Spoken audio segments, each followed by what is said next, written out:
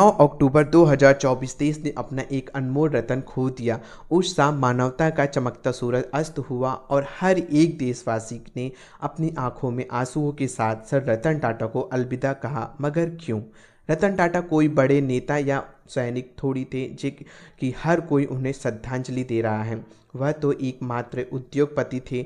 तो साथियों, रतन नवल टाटा एक ऐसे उद्योगपति थे जिन्होंने न सिर्फ टाटा ग्रुप को आसमान की ऊंचाइयों तक पहुंचाकर दुनिया में भारत का नाम रोशन किया, बल्कि देशवासियों की हर मुमकिन मदद करके यह साबित कर दिखाया कि मानवता का स्तर व्यवसाय से कई गुना ज़्यादा ऊपर होता है।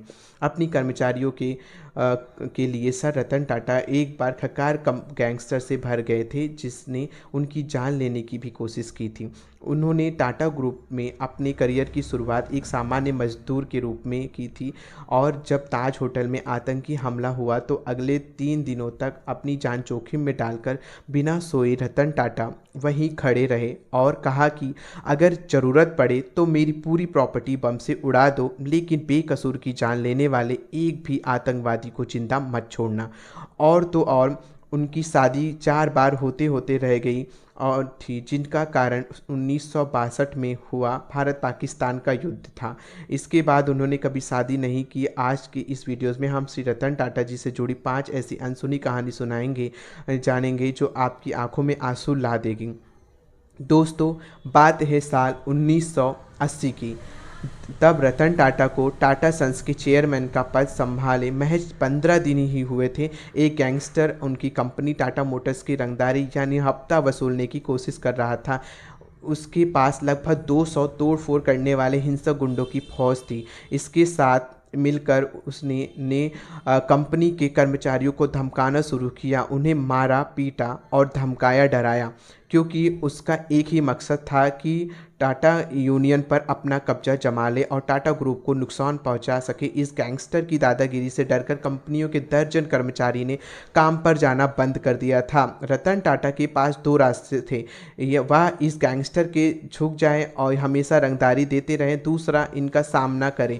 उन्होंने दूसरा रास्ता चुना और खुद टाटा ग्रुप के एक प्लांट पर पहुंच गए। वह कई दिनों तक वहां रहे, एक सच्चे नायक। यह कहना चाहिए कि बॉस की तरह उन्होंने सामने से उस गैंगस्टर की चुनौती का सामना किया, अपने कर्मचारियों को डरने नहीं दिया, लगातार उनका हौसला बुलंद किया। जन कंपनी के कर्मचारियों के भय मुक्त हुए और उस गैंगस्टर की भी गिरफ्तारी हो गई, लेकिन समस्या अभी टली नहीं थी। जेल से रिहा होते ही गैंगस्टर ने रतन टाटा को मारने की सुपारी दी थी, लेकिन वह नाकामयाब रहा और न्याय और सत्य के इस लड़ाई में रतन टाटा की जीत हुई।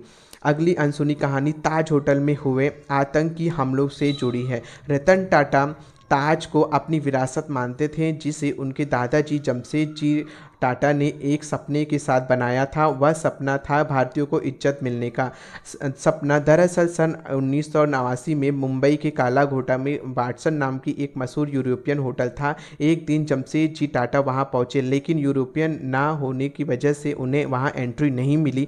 बात उनके दिल पर घर कर लाई और जिसके बाद उन्होंने देखा कि मुंबई के सभी लग्जरी होटल में भारतीयों को एंट्री नहीं है। होटल्स के बाहर बाकायदा लिखा था dogs and Indians are not allowed, जो देख उन्हें काफ़ी दुख हुआ और उन्होंने ताज होटल बनाने का ऐलान किया, जिससे 14 साल बाद यह होटल बनकर तैयार हो गया और उन पर हॉस्पिटैलिटीज़ की वजह से इतना लोकप्रिय हुआ कि देश विदेश के वीआईपी गेस्ट यहाँ आकर रुकने लगे। लेकिन इस बीच आतंकवादी की नज़र इस होटल पर पड़ी और 26 नवंबर 2008 के दिन 10 आतंकवादियों ने ताज पर हमला कर दिया। जब रतन टाटा को इस बारे में पता चला तो वह तुरंत अपनी गाड़ी लेकर वहां ताज पहुंचे, लेकिन सिक्योरिटी गार्ड ने उन्हें अंदर नहीं जाने दिया, क्योंकि अंदर फायरिंग हो रही थी और ताज होटल के 300 गेस्ट मौजूद थे, जिन्हें बाहर निकलने के लिए होटल के कर्मचारियों ने अपनी जान को दांव पे लगा दिया और कई लोगों की मौत भी हो गई। रतन टाटा ने सिक्योरिटी ऑफिसर से कहा कि अगर ज़रूरत पड़े तो मेरी पूरी प्रॉपर्टी बम से उड़ा दो, लेकिन बेकसूर की जान लेने वाले एक भी आतंकवादियों को जिंदा मत छोड़ना। अगले 3 दिनों तक अपनी जान जोखिम में डालकर बिना सोए रतन टाटा वहीं खड़े रहे और इस हमले के बाद रतन टाटा खुद शहीद और घायल कर्मचारियों के परिवार से मिले, उन्हें 36 लाख से 85 लाख तक की मदद की। यह सुनिश्चित किया कि उन्हें बच्चों की भविष्य की अच्छी शिक्षा मिले। ना सिर्फ इतना, बल्कि उन्होंने उन लोगों की भी मदद की जो ताज होटल के आसपास के इलाकों में काम करते थे, जैसे कि सड़क पर चाय बेचने वाले, फेरी वाले, टैक्सी वाले वगैरह, और उन्होंने यह साबित कर दिखाया कि मानवता का दर्जा व्यवसाय से कई गुना ज़्यादा ऊंचा होता है। साल 1998 में पहले टाटा मोटर्स इंडिका कार बाजार में उतार चुकी थी, जो भारत के डिज़ाइंस की कई पहली कार भी थी। वो इसे देश के घर घर पहुंचाना चाहते थे, लेकिन हुआ इसका उल्टा। मार्केट में आते ही बिक्री के मामले में ये गाड़ी बुरी तरह से पिट गई और तभी टाटा ग्रुप्स के बोर्ड ने रतन टाटा को कार डिवीज़न बेचने की सलाह दी। ऐसे करने पे उनका तो बिल्कुल मन नहीं था, लेकिन नुकसान झेलते हुए आज कर्मचारियों तक आ गई और ऐसे में उन्होंने टाटा मोटर्स को बेचने का फैसला किया। इसका प्रस्ताव लेकर अमेरिकन कंपनी फोर्ड के पास पहुंचे, लेकिन डेट्रॉइट में हुई मीटिंग्स के बिल के बाद कहा कि अगर कोई पैसेंजर्स कार बिजनेस के बारे में कुछ पता ही नहीं है तो आपने इस क्षेत्र में कदम क्यों रखा। उन्होंने ताना मारते हुए कहा कि आपके कार बिजनेस को खरीद कर हम आपकी भारतीय कंपनी पर एहसान करेंगे। इस व्यवहार से रतन टाटा काफ़ी नाराज हुए और बातचीत पूरी किए बिना ही भारत आ गए। उन्होंने जी तोड़ मेहनत करके टाटा मोटर्स को फिर खड़ा किया। करीब एक दशक बीता। 2008 में फोर्ड कंपनी गहरे वित्तीय संकट में फंस गई और उन्होंने अपनी दो company Jaguar and Land Rovers को बेचने का फैसला किया और रतन टाटा के सामने डील पेश करते हुए फोर्ड ने कहा, टाटा ग्रुप फर्ड की लग्जरी कार कंपनी खरीद कर उन पर बड़ा उपकार करेगा। और सर रतन टाटा ने 2.3 अरब अमेरिकन डॉलर्स में इन दोनों नामचीन ब्रांड्स को खरीद लिया। इस तरह रतन टाटा ने अपमान का बदला अपनी सफलता के लिए दूसरी भर में भारत का नाम रोशन किया। और दोस्तों, यह तो हम सभी जानते हैं कि रतन टाटा के 100 से भी बड़ी कंपनियां खड़ी है करके टाटा ग्रुप्स को पूरी दुनिया में फैलाया। लेकिन क्या आपको पता है कि टाटा ग्रुप्स ने अपनी करियर की शुरुआत एक साधारण मजदूर के रूप में की थी। जी हाँ, रतन टाटा ने सात सालों तक अमेरिका में रहकर अपनी पढ़ाई और नौकरी और लॉस एंजलिस में अपने पास एक अच्छी नौकरी और शानदार घर। लेकिन उनकी दादी नवाज बाई टाटा, जिन्होंने रतन के पास पाल पोस कर बड़ा किया था, 60 के दशक में उनकी तबीयत काफ़ी बिगड़ गई और उनकी देखभाल करने के लिए रतन टाटा भारत आ गए और आईबीएम कंपनी में नौकरी में लगे। लेकिन जेआरडी टाटा चाहते थे कि वह टाटा ग्रुप्स के जुड़े, इसलिए 1962 में रतन टाटा ने जमशेदपुर में टाटा स्टील में काम करना शुरू किया। लेखक गिरीश कुबेर अपनी किताब the Tata house of family wills का बिजनेस एंड और नेशनल्स में लिखते हुए रतन जमशेदपुर में 6 साल तक रहे, जहां शुरू में उन्होंने एक शॉप फ्लोर मजदूर की तरह नीला ओवरऑल पहनकर अप्रेंटिसशिप में इसके बाद उन्होंने प्रोजेक्ट मैनेजर बना दिया गया। फिर वह प्रबंधन निदेशक एसके नानावटी के विशेष सहायक बने। उनकी कड़ी मेहनत में ख्याति बम्बई तक पहुंची और जेआरडी टाटा ने उन्हें मुंबई बुला लिया, जहां जेआरडी टाटा ने उन्हें central India mall and NALCO जैसी बीमार कंपनियों को सुधार में जिम्मेदारी सौंपी। और रतन टाटा के नेतृत्व में 9 सालों के अंदर नैल्को की काया पलट हो गई, उसके प्रॉपर्टी कमाना शुरू कर दिया। यह पहली बड़ी उपलब्धि थी जिसके पास वो मन लगाकर काम करते रहे और टाटा ग्रुप को अलग ऊंचाइयों तक ले गए। देखते ही देखते 1991 में 86 साल की उम्र में जेआरडी टाटा ने अपना अध्यक्ष पद छोड़ा और पोते रतन टाटा को टाटा ग्रुप का अध्यक्ष बना दिया।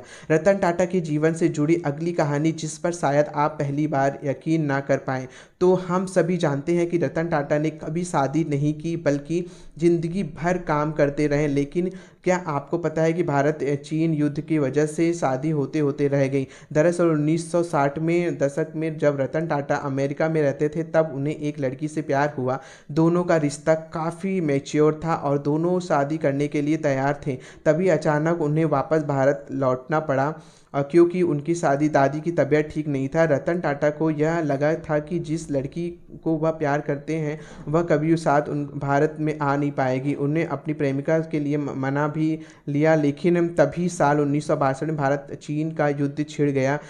एक लड़की के माता पिता काफ़ी घबरा गए थे। उन्हें रतन टाटा से शादी करने के लिए भारत नहीं आने दिया और उनकी शादी 4 बार होते होते रह गई, जिसके कुछ महीनों के बाद उस लड़की ने अमेरिका के किसी दूसरे लड़के से शादी कर ली। रतन टाटा की प्रेम कहानी जो है रह गई और कई सालों तक रतन टाटा इस गम में नहीं उभर पाए। लेकिन फिर वह कुछ रिलेशनशिप में आए, लेकिन उन्हें ऐसी लड़की चाहिए मिली जिसे वह वाइफ कह सकें। लेकिन टाटा ग्रुप ने अपनी जिम्मेदारियों बढ़ते चलती कई काम में इतने व्यस्त हो गए कि उन्हें कभी शादी के बारे में सोचा ही नहीं और कुंवारे रहते गए। इंटरव्यू में कहा कि आज जब मैं पीछे पलट कर देखता हूँ तो मुझे 1 सेकंड के लिए भी अफसोस नहीं होता है। दोस्तों, अगर आपको भी भारत के अनमोल रत्न रतन टाटा जी की गर्व है तो कमेंट बॉक्स में अपनी तारीफ़ में 2 बोल ज़रूर लिखें। और अगर आपको ये वीडियो आपको अच्छी लगी है तो एक भारतीय होने के नाते आप जो है चैनल को सब्सक्राइब करें और लाइक करें और जो वीडियोज़ को शेयर करें। तो हम